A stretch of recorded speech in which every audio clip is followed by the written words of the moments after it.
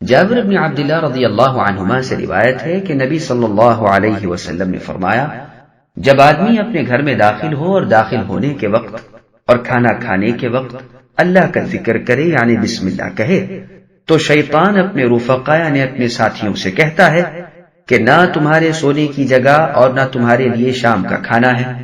لیکن جب وہ داخل ہوتے وقت اللہ کا ذکر نہیں کرتا تو شیطان اپنے ساتھیوں سے کہتا ہے کہ تمہارے لیے سونے کی جگہ ہے، اور جب وہ کھانا کھاتے وقت اللہ کا ذکر نہیں کرتا تو شیطان اپنے ساتھیوں سے کہتا ہے کہ تمہیں سونے کی جگہ بھی مل گئی اور کھانا بھی۔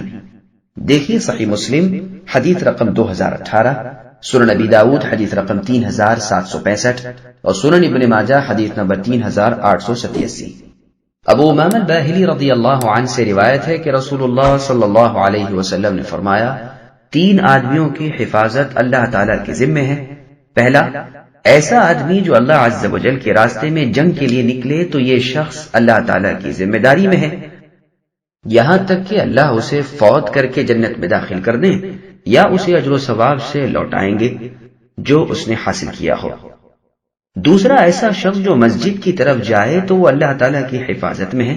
حتیٰ کہ وہ اللہ تعالیٰ اس کو فوت کر کے جنت میں داخل کر دیں یا اسے اس اجر و ثواب سے لوٹائیں گے جو اس نے کمایا ہے۔ تیسرا، وہ شخص جو گھر میں سلام کہہ کر داخل ہو، اللہ تعالیٰ اس کے بھی ذمہ دار ہیں۔ دیکھیے صحیح ابن حبان حدیث رقم 499 اور سنن نبی داؤد حدیث رقم 2253۔ سبسکرائب کیجئے ہمارے چینل اور دبائیے بیل کا آئیکن تاکہ آپ کو ریگولر نوٹیفیکیشن اپڈیٹس مل سکے۔ واتقین اللہ